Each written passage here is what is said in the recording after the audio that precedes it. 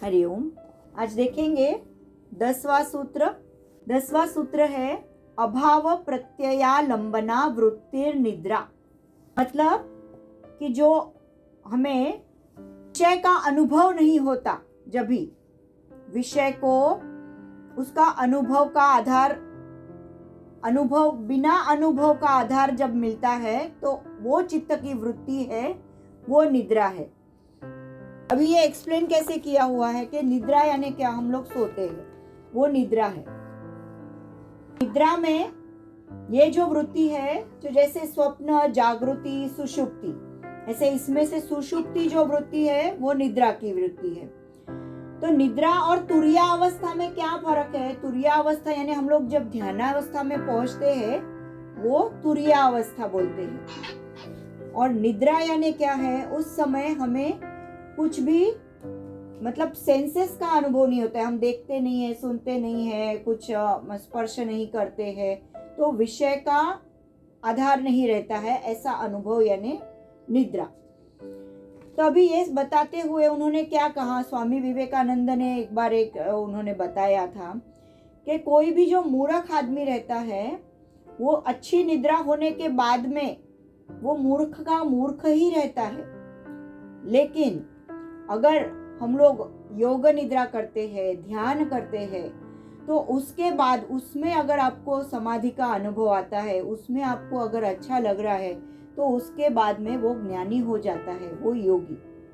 मतलब ध्यानावस्था, योग निद्रा या शवासन जो हम करते हैं, इसमें और निद्रा में क्या फर्क है कि निद्रा में हमें ब्रेन चलता रहता है लेकिन हम लोग कॉन्शियस नहीं रहते, हम लोग जागरूक नहीं रहते। और योग निद्रा या शवासन या ध्यानावस्था में हम लोग जागरूक होते हैं। इसके लिए वो सात्विक प्रवृत्ति है और निद्रा जो है वो तामसिक है। जरूरी है, निद्रा हमारे शरीर के लिए जरूरी है। जैसे मैंने बताया है, तीनों गुणों का समावस्था होना अपने शरीर में जरूरी है। सत्व गुण, रजोगुण, तमसिक गुण। रजोगुण है तो हम लोग मूवमेंट्स करते हैं, हाथ पांव हिलाते हैं, जो दिन भर कृति करते हैं वो करते हैं। सात्विक गुण है तो हम अच्छे लोगों के साथ उठेंगे, बैठेंगे, अच्छा सुनेंगे, अच्छा खाएंगे, सात्विक आहार लेंगे, तो सत्व गुण इसलिए जरूरी है। और तामसिक गुण है तो हम रेस्ट कर पाएंगे, रात को सो पाएंगे, नहीं तो हम लोग सो भी नहीं पाएंगे। तो इसके लिए तीनों गुणों का संतुलन होना जरूरी है। लेकिन धीरे धीरे ये सब जो योगी बड़े बड़े होके गए हैं, उनको ये सब की भी कुछ जरूरत नहीं पड़ती। तो सब वृत्तियां उनकी धीरे धीरे, तो वो दिन भर ध्यानावस्था में ही होते हैं। आपने देखा होगा कोई योगी लोग हैं कि थोड़े दिन आप कहीं आश्रम में वगैरह जाते हैं, वो लोग खाली अपना नित्य कर्म करने के लिए उठते हैं, फिर वापस ध्यानावस्था में बैठते हैं। वापस कुछ खाना पीना है तो उठेंगे, ध्यानावस्था में बैठेंगे। तो वो योगी लोगों की बहुत मतलब उच्च लेवल के योगी है, उनकी स्थिति रहती है। तो उन्होंने ये स्थिति में फर्क बताया है निद्रा में और ध्यानावस्था में।